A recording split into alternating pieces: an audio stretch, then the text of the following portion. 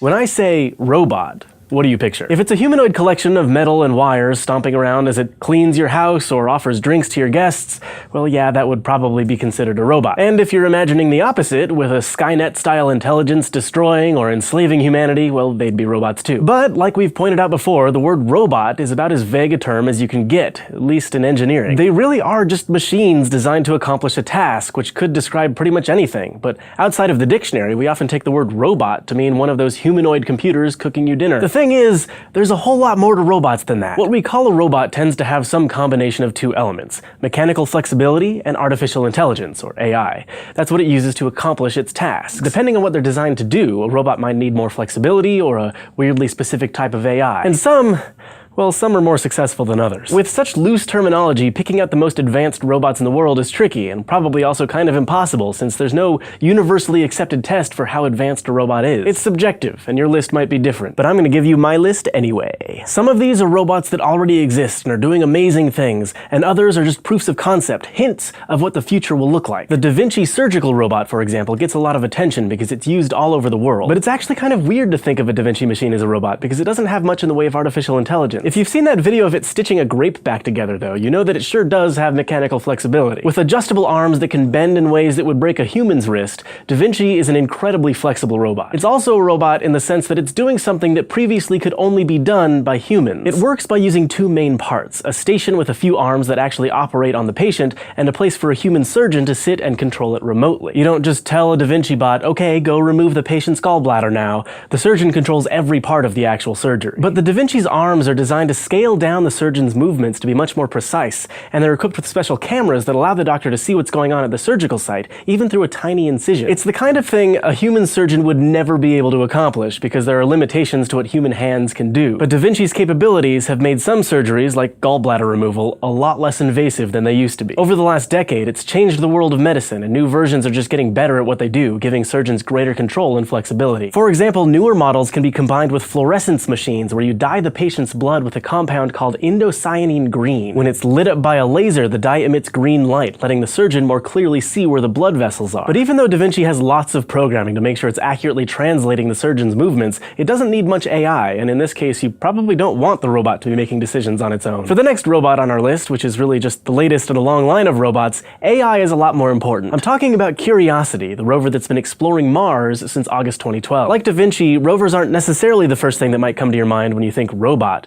but they're jam-packed with artificial intelligence plus plenty of flexibility. Mars is far away. Depending on where Earth and Mars are in their orbits, it takes between 3 and 22 minutes for light to travel between the planets, so information isn't being transmitted any faster than that. And it takes double the time to get a response, since you have to send a signal both there and back. That's why modern rovers aren't just incredibly expensive remote-control toys. It would be like trying to guide a remote-control car, but having to wait half an hour every time you pressed a button. A huge waste of everybody's time. Instead, every day the mission scientists send Curiosity a new sequence of tasks to do, and it goes ahead and does them, mostly on its own. One thing that the rover has to be able to do really well on its own is navigate.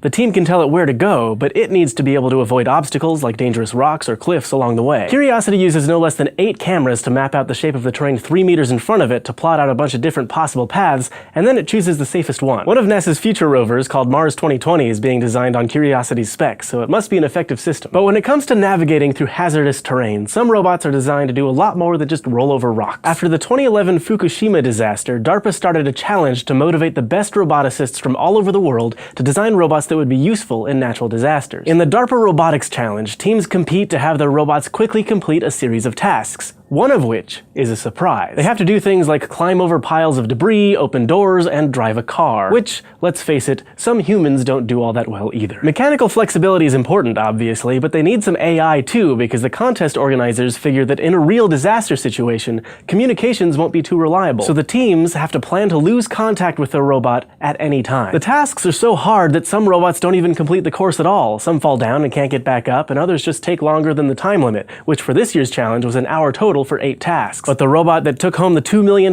prize did complete the course in under 45 minutes. The robot, called DRC Hubo, was designed by a team from the Korean Advanced Institute of Science and Technology. Their strategy was to have the robot transform. It can walk on 2 legs if you want it to, but it can also scoot along on wheels embedded in its knees. This way, when it was working on things that might have knocked it off balance, like opening a door or drilling into a wall, it was a lot more stable. It also came equipped with plates on its legs, kind of like a bulldozer, so when it had to get past a pile of debris, it could just plow through it. Getting up a flight of stairs is also usually tough for a robot because it needs to be able to see the stairs, but its knees get in the way. That's why Hubo walked up backward, spinning its torso all the way around so that its cameras had a clear view of where it was going. AI was important, but it was creative solutions in the flexibility department that won this robot the competition. Self-driving cars, though, those are all about AI. Companies are developing fleets of them, and the mechanical part is mostly figured out. They're basically just regular cars, except with spinning sensors on top that make them look kind of like submarines with whirling periscopes. The challenge is getting them to navigate highways and crowded city streets without banging into things or people, and for that, you need lots of programming. The cars know all the rules of the road, and they're programmed to apply them to different situations, while avoiding hazards like pedestrians, bikers, and other cars. Google's fleet has already logged over 1 million kilometers on the road, and it turns out